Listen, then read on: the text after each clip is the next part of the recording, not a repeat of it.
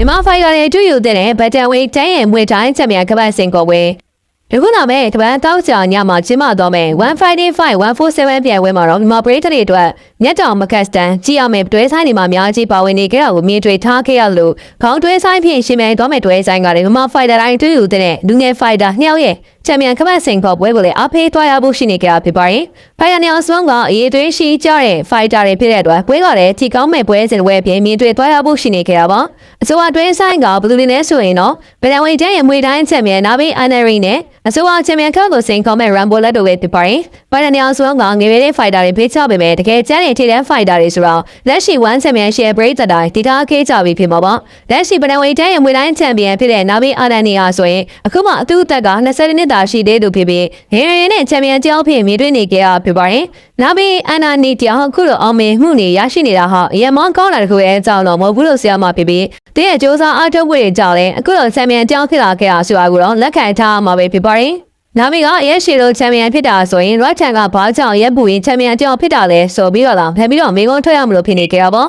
အဓိကကတော့အရင်မော့တကူရဲ့အကြောင်းမဟုတ်ဘူးလို့ဆရာမပြပြီးအောင်မြင်ခြင်းနဲ့စိတ်ဖြစ်ခြင်းနဲ့စိတ်ရှိတဲ့အတွက်ကြောင့်အခုလိုမျိုးအောင်မြင်နေကြတာလည်းဖြစ်ပါတယ် USCF Flyweight ချန်ပီယံဂျိုရှူအာဘီယန်ဆိုရင်လည်းအရင်မောင်းကောင်းတဲ့သူတရားမဟုတ်သလို UFC မှာသူ့တက်အရင်မောင်းကောင်းတဲ့ဖိုက်တာတွေနဲ့ရှင်ဖိုက်ခဲ့တာကိုလည်းအားလုံးမြင်တွေ့ထားခဲ့ကြမယ်ဖြစ်ပါတယ်မဆုံးမစ조사မှုနဲ့အောင်မြင်မှုကိုအမေရိကန်လိုချင်တဲ့အတွက်ကြောင့်တော့အခုလိုမျိုးချန်ပီယံကြောင်းဖြစ်မြင်တွေ့နေကြရပါကိုစီကဖိုက်တာတွေကြောင့်ဘာကြောင့်မောင်းမြင်ရလဲဆိုရင်မျိုးစိမှန်တဲ့အတွက်အပိမတန်ခဲ့ကြတာဖြစ်တဲ့အတွက်ကြောင့်ပဲဖြစ်ပါတယ်ကိုမီနီမှာချန်ပီယံတွေဘာတွေဖြစ်လို့ဖြစ်ပုံစံကောင်းတွေတရားလို့ပြတဲ့မြင်တွေ့နေကြရပါမယ်ဝိုင်းချန်ပီယံရှစ်နေရာမျိုးကိုရောက်လာတဲ့အခါမှာတော့ကန်တိုင်းကြောင့်ထိုးရိုင်းလေးဆိုလို့မြင်တွေ့နေကြရပါအခုနာဗီစီကနေပဒန်ဝေးတန်ဝေးတိုင်းချန်ပီယံကော့ကိုစင်ခေါ်တဲ့ဖိုင်တာဖြစ်တဲ့ရမ်ဘိုလက်ဆိုရင်လည်းအခုမှသူ့ရဲ့အသက်က23နှစ်သာရှိလာခဲ့သေးတာပါသူနိုင်ပြထားခဲ့တဲ့ဇုံဖိုင်တာတွေကိုကြည့်လိုက်ရင်ရုရှားအီရန်ထရီကီနဲ့အိုင်လန်တောင်ဖိုင်တာတွေကိုစက်နိုင်ပြထားခဲ့တာဖြစ်ပါတယ်နောက်ဆုံး5ပွဲဆက်နိုင်ဝဲရောက်ထားခဲ့ပြီးစူပါ9ပွဲမှာလည်းဒိုင်ဆုံးဖြတ်နဲ့အနိုင်ရတဲ့ပွဲက2ပွဲသာရှိတာခဲ့ပြီးတော့ကျန်တဲ့3ပွဲကလည်းထိုးရင်းနဲ့ကြည့်အနိုင်ပြထားခဲ့သူပါ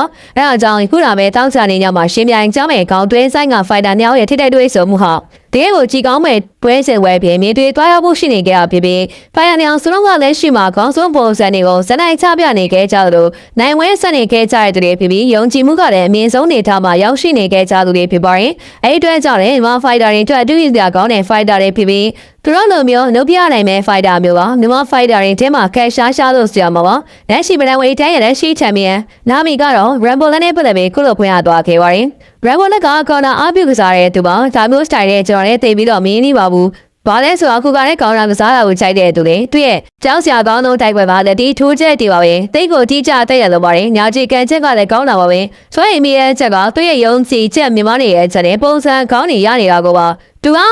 ဒါကာရာဖတ်ကိုရာမှာအမောက်တိတ်ထားတာလေဒီဝဲကငါးချီမပြေတော့ပါဘူးဆိုတော့စီဖွင့်ကြမယ်ဆိုရင်တရားရောက်တော့မှမှာပါရမ်ဘိုလက်ကခြေကန်ချက်ကိုကောင်းလာစောင့်မယ်တင်ပါတယ်ကျွန်တော်ကလည်းပြန်ပြီးကောင်းလာလုပ်ပြနိုင်အောင်ကြိုးစားရင်ဟီယူသွားမှာပါဆိုပြီးတော့ပြောသွားခဲ့တာဖြစ်ပါတယ်